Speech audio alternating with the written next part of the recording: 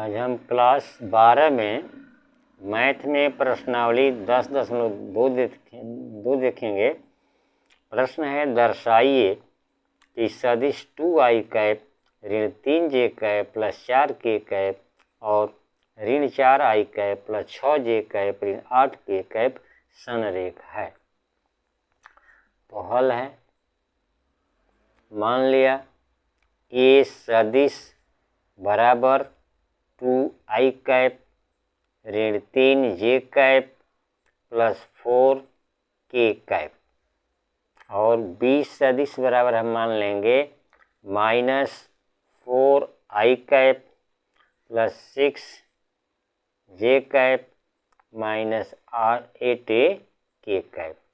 तो हम इसको लिख सकते हैं b सदिश बराबर -2। यदि यहाँ से हम कॉमन ले लें तो हमारा आ जाएगा माइनस में माइनस आता प्लस 2i कैप, प्लस में माइनस आ जाए माइनस 3j कैप और माइनस में माइनस आ जाए प्लस 4k कैप। इतना हो जाएगा हमारा। तो 20 सदिश बराबर लिख सकते हैं -2। यह किसके बराबर है? ये तो -2 हो गया।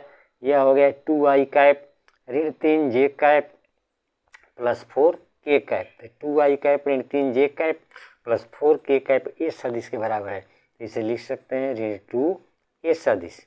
अगर इसको और लिखना चाहें तो b सदिश बराबर लेमडा इंटू ए सदिश, जहाँ लेमडा बराबर -2। हम देख रहे हैं कि ए सदिश और बी सदिश दोनों की जो दिशाएं हैं एक समान है, इसलिए हम कह सकते हैं कि सदिश 2i कैप ऋण 3j cap plus 4k cap और ऋण 4i cap plus 6j cap और ऋण 8k कैप संरेख है। संरेख करने के लिए हम क्या करेंगे?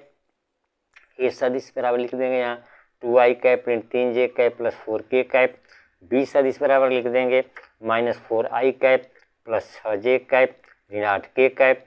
और बी सदिश बराबर -2 कॉमन ले लेंगे, माइनस में माइनस प्लस हो जाएगा 2i कैप और प्लस में माइनस -3j कैप, माइनस में माइनस प्लस 4k कैप और इतना जो है हमारा ए सदिश के बराबर है। तो -2 ए सदिश हम देख रहे हैं कि यह और यह दोनों ये सदिश आपस में, या ये सदिश सही है या ये सदिश के बराबर है, तो -2 ए सदिश। इस प्रकार देखते हैं कि दोनों सदिशों की दिशाएं एक है, इसलिए हम कह सकते हैं कि यह संरेख है। तो हम लिख देंगे यहाँ पर कि दोनों की दिशाएं समान हैं, इसलिए संरेख है। अब अगला सवाल देखेंगे, 12 नंबर का सवाल देखेंगे। यह जो 11 नंबर का 11वां सवाल था, यह 12वां सवाल है। सदिश i cap plus 2j cap plus 3k cap की दिक्वजह ज्ञात की। दिक्वजह ज्ञात करने के लिए कोई बहुत दिक्कत की बात नहीं है, एकांक सदिश निकाल देना है पहले। तो मान लिया हल में, मान लिया ए सदिश बराबर i cap plus 2j cap plus 3k cap. तो एकांक सदिश बराबर होता है हमारा ए सदिश बटा मापांक में ए सदिश। तो एकांक सदिश बराबर ए सदिश कितना हमारा है? i cap plus 2j cap plus 3k cap.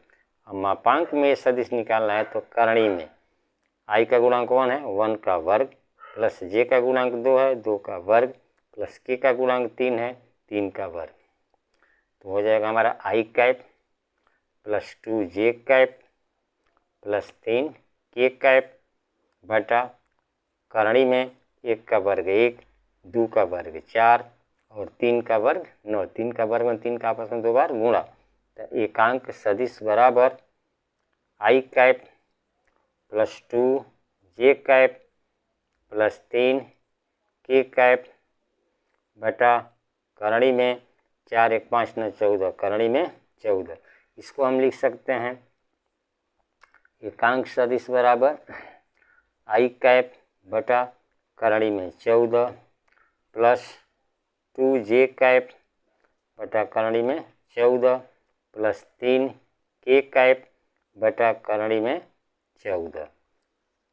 इसको ऐसे भी हम लिख सकते हैं कि एकांक सदिश बराबर 1 बटा करणी में 14 आई कैप प्लस 2 बटा करणी में 14 जे कैप प्लस 3 बटा करणी में 14 के कैप। अब हमको निकालना है यहाँ पर दिक् कोज्या। तो दिक्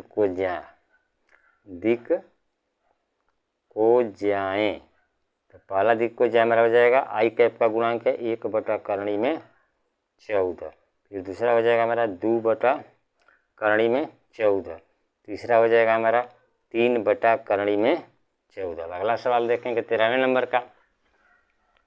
बिंदु ए 1 2 ऋण 3 एवं बी ऋण 1 ऋण 2 1 को मिलाने वाली एवं ए से बी की ओर दिश सदिश की दिक् कोज्या ज्ञात कीजिए। तो ए बराबर है हमारा 1 2 -3, बी बराबर है -1 -2 1। तो हम लिखेंगे ए बी सदिश। तो ए बी सदिश बराबर हम जब निकालेंगे तो x2 ऋण x1 आई कैप, y2 ऋण y1 जे कैप, z2 ऋण z1 के कैप। तो ये हमारा हो जाएगा x1 y1, ये हो जाएगा z1, यह हो जाएगा x2, यह हो जाएगा y2, यह हो जाएगा हमारा z2। तो ए बी सदिश जब निकालेंगे तो x2 ऋण x1 आई कैप, तो पहले हम सूत्र ही लिख दे रहे हैं। इसका सूत्र हो जाएगा ए बी सदिश बराबर x2 ऋण x1 आई कैप प्लस y2 ऋण y1 जे कैप प्लस z2 ऋण z1 के कैप। इसी पर लगा देंगे ए बी सदिश बराबर x2 ऋण x1, x2 कितना हमारा है -1, ऋण x2 1, x2 हो गया -1 और ऋण x1 है 1 इंटू आई कैप प्लस y2 -2 ऋण y1 2 इंटू जे कैप प्लस z2 1 ऋण z1 -3 -1 प्लस हो गया 3 के कैप। यदि कहीं गुणा भाग में गलत होगा तो आप लोग सही कर लीजिएगा। ए बी सदिश बराबर ऋण 2 आई कैप माइनस माइनस हो गया, प्लस में माइनस से गुणा -4 जे कैप प्लस 3 1 4 के कैप। अब हम निकाल लेंगे ए बी सदिश मालूम हो गया, एकांक ए बी एकांक ए बी सदिश बराबर ए बी सदिश बटा मापांक में ए बी सदिश।